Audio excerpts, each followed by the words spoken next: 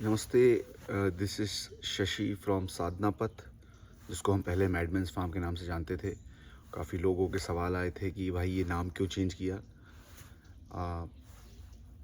ऐसा कुछ उसका बहुत स्ट्रेट फॉरवर्ड रीज़न तो नहीं है, लेकिन हमको लगा कि मैडमेंस फार्म जो था वो नाम एक kind of reaction to the mainstream था, कि जो मेन स्ट्रीम के लोग कर रहे हैं हम कुछ उससे अलग करना चाहते हैं, और लोगों ने हमें पागल कहना चालू किया।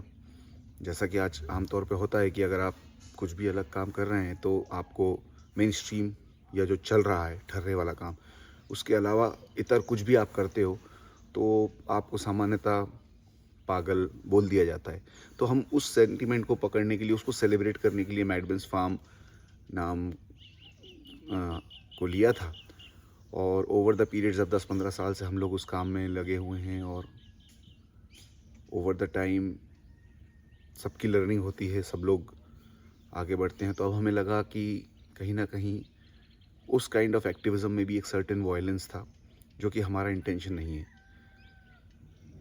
कि अस वर्सेस देम वाली जो बात होती है कि हम सिस्टम के अगेंस्ट खड़े हैं और सिस्टम की लोगों के अगेंस्ट खड़े हैं।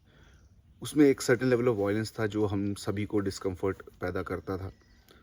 तो हमने सोचा कि क्या हम उसके बाहर आ सकते हैं, और क्या नॉन वायलेंटली भी हम एक ऐसा जीवन जी सकते हैं जिसमें हम किसी के अगेंस्ट नहीं हैं, हम बस सिर्फ अपने जीवन को पूर्णता जीने की बात करते हैं।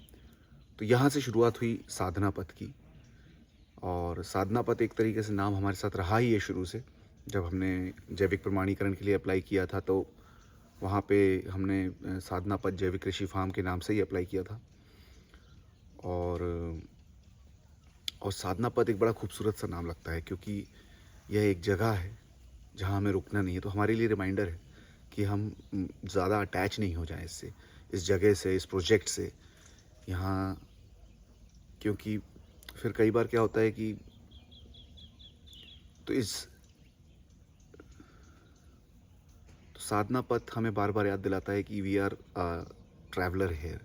हम यहाँ पे एक टेम्प्ररी अरेंजमेंट के अंदर हैं, तो हम ज़्यादा सीरियस ना हो, हम ज़्यादा अटैच ना हो, और उस तरीके से काम करने में मुझे लगता है कि लाइफ को अच्छे से जीने में एक सहायक होता है।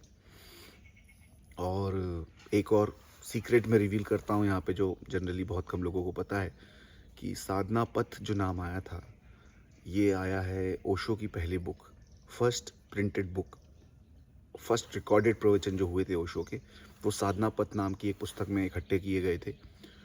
और मुझे लगता है कि वो ओशो की सबसे प्योर एसेंस विजडम था, क्योंकि उसके बाद तो ओशो ने बहुत कुछ किया और बहुत कुछ कहा, बट जो साधना पथ का एसेंस है मुझे लगता है दैट वाज द कोर। और उसमें बहुत सीधी सीधी सरल भाषा में सब कुछ समझा दिया गया। तो मुझे तो लगता है कि जो साधना पथ पढ़ लेता है वो पूरी तरीके से ओशो की बातों को समझ सकता है, और कुछ पढ़ने की ज़रूरत ही नहीं।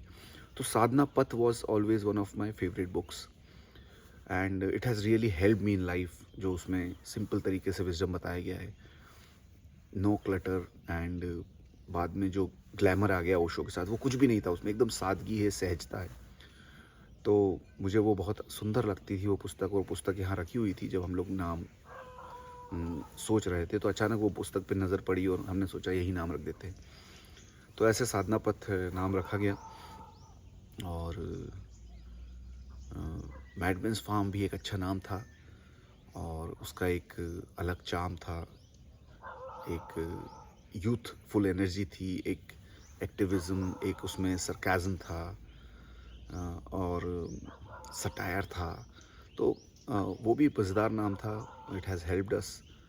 बट आई थिंक अभी हम लोग जो यहाँ पे अब जो कम्युनिटी छोटी मोटी हमारी यहाँ पे इकट्ठी हुई है, जो लोग जुड़े हैं इसमें पिछले 10-12 साल से, वो लोग शायद साधना पथ वाला जो एलिमेंट है, वो जो उस नाम के साथ आता है, उससे ज़्यादा रिलेट करते हैं, इसलिए हमने ये नाम बदला है।